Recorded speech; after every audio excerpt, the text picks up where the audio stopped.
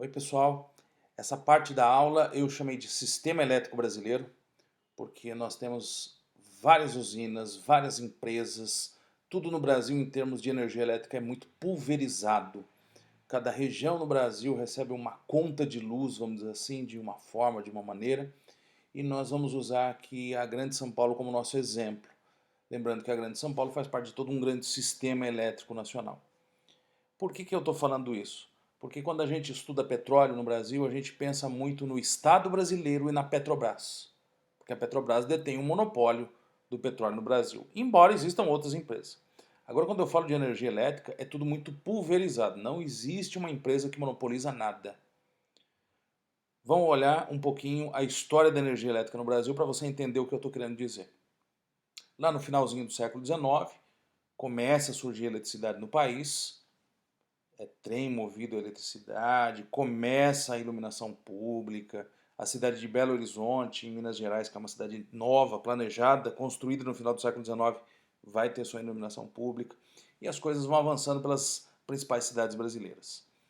Em 1899, surge a Light, uma empresa canadense que se estabelece em São Paulo. Ela tem esse nome gigantesco porque é uma empresa que também vai operar bondes urbanos.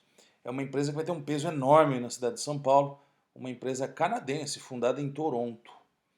Aqui você vê o prédio sede da Light, que foi inaugurado nos anos 20, um prédio que até hoje está lá no centro de São Paulo, muito chamativo ao lado do viaduto do Chá, e com certeza você já ouviu falar desse prédio, ou você já viu ele, que é o prédio Alexander Mackenzie, que foi um dos presidentes da antiga Light. Todos os presidentes da antiga Light eram estrangeiros, não eram brasileiros. Tá? Mas o capital canadense continua entrando no Brasil e vai ao Rio de Janeiro formar a Light do Rio de Janeiro, que tem o mesmo nome da Light de São Paulo, mas eu não coloquei esse nome gigantesco. Aqui você vê um prédio um pouco menos chamativo. Curiosidade, aqui em São Paulo a gente não fala mais Light, porque a empresa que nos fornece energia não se chama Light faz muitos e muitos anos. No Rio de Janeiro ela continua sendo chamada de Light. Esse é o logotipo atual da Light do Rio de Janeiro, que fornece energia para o Grande Rio, e é uma empresa que tem, claro, né, suas características próprias e não tem mais capital canadense. Tá? É uma empresa que herdou o nome antigo. Ainda no comecinho do século XX, surge uma empresa, Light, com a mesma denominação praticamente, para unir as Lights que existem no Brasil. É como se fosse uma empresa controladora. Você já deve ter aprendido isso em algum momento do curso, isso se chama holding, uma empresa que controla outras. O grupo Light no Brasil tem uma força enorme, vai se estabelecer nas duas maiores cidades do país e nos arredores, né, nas cidades vizinhas. Essa é uma empresa importantíssima na história do comecinho do século XX no Brasil, a Light. Só que, conforme avança o século XX, o Estado brasileiro começa a, de certa forma, fazer parte do sistema elétrico e aos poucos a Light canadense deixa de investir nesse setor.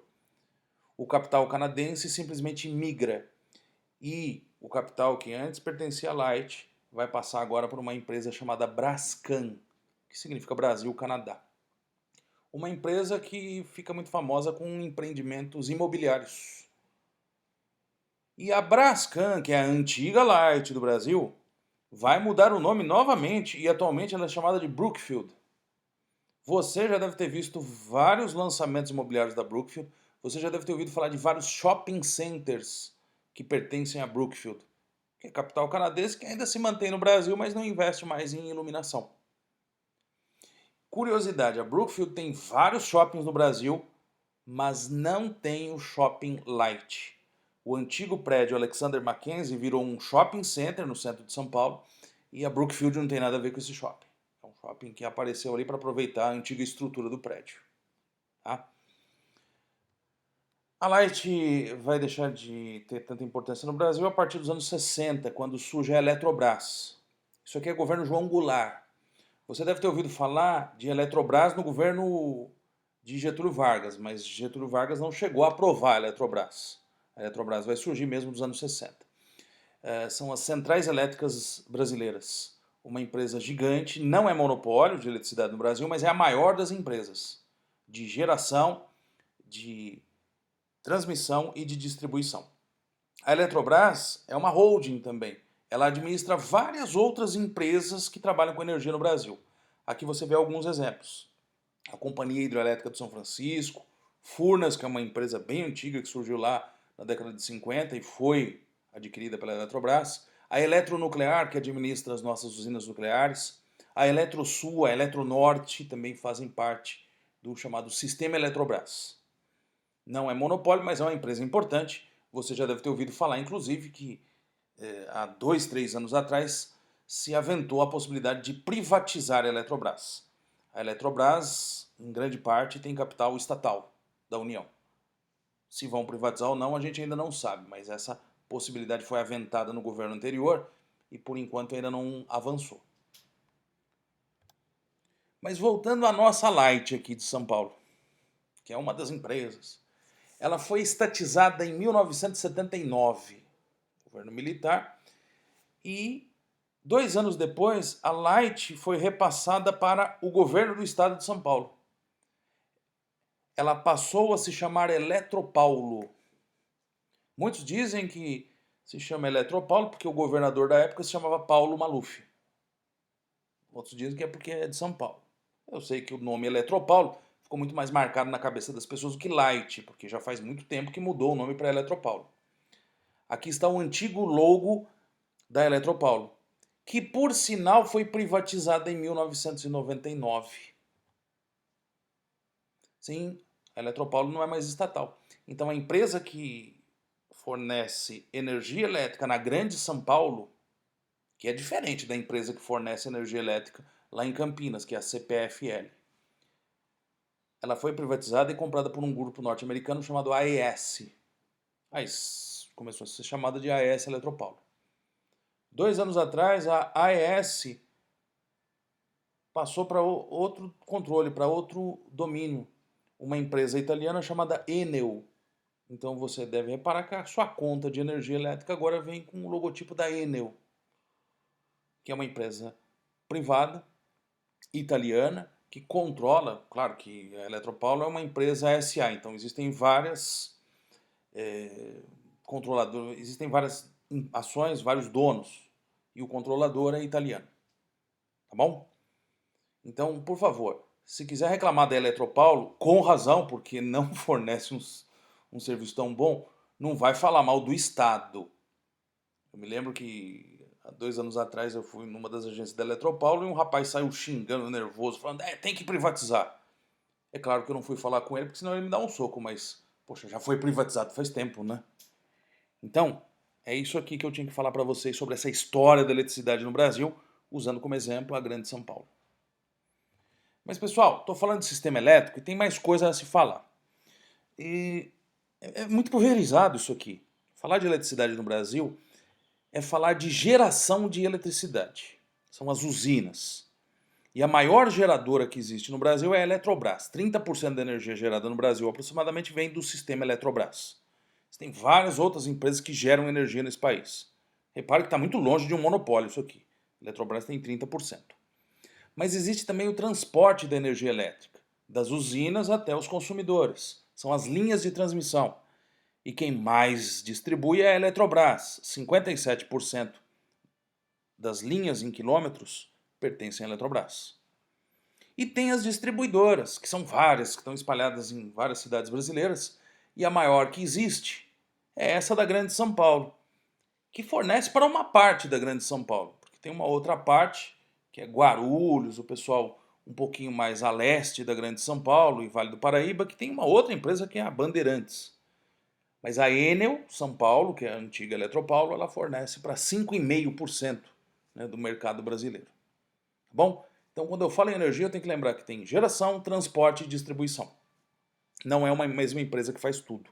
Inclusive, tem um mercado em que as empresas compram umas das outras as etapas anteriores, até revenderem para a gente que é consumidor. E dentro desse sistema maluco, que é um sistema muito complexo, existe a Agência Nacional de Energia Elétrica, que ela regula e fiscaliza esse sistema. Ela serve como se fosse uma espécie de fiscal. Ela foi instaurada lá nos anos 90, quando as privatizações ganharam muito fôlego, muitas empresas de eletricidade foram privatizadas, e a ANEEL é aquela que você tem para reclamar, vamos dizer assim. Ela é formada pelo Estado, ela é formada por representantes das empresas e por consumidores, mas ela é vinculada ao Ministério de Minas e Energia. Existe também o organizador nacional do sistema, porque isso aqui é um sistema e tem que ter alguém para organizar. Isso aqui é uma entidade governamental que organiza um negócio chamado SIN, S-I-N, o Sistema Interligado Nacional. É isso que eu quero que você tire principalmente dessa aula. No Brasil existe um sistema elétrico e, pelo menos desde os anos 90, se busca integrar esse sistema, ou seja, fazer com que a transmissão da energia elétrica seja compartilhado entre várias e várias fornecedoras e vários consumidores, para que você não tenha mais aquela relação entre uma usina produz e um consumidor consome. É um sistema onde as geradoras jogam energia no sistema e o ANS define como essa energia vai ser distribuída para os outros. Tá bom? Então, ó, é um conjunto de instalações e de equipamentos que possibilitam o suprimento de energia elétrica nas regiões do país, interligados eletricamente. E vamos lembrar que nesse sistema entra a usina hidrelétrica, eólica, térmica, solar.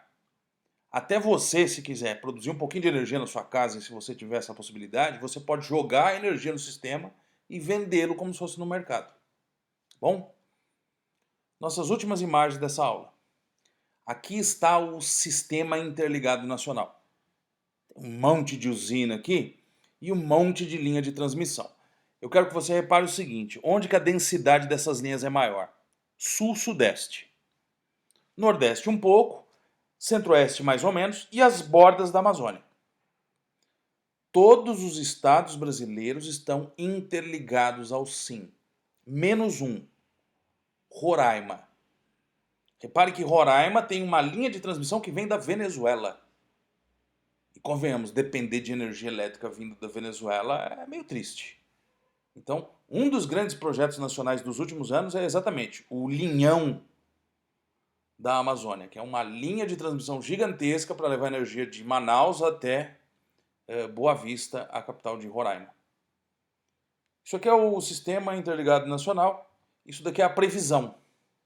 Repare que na previsão está lá um tracejadinho que vai de Manaus até Boa Vista.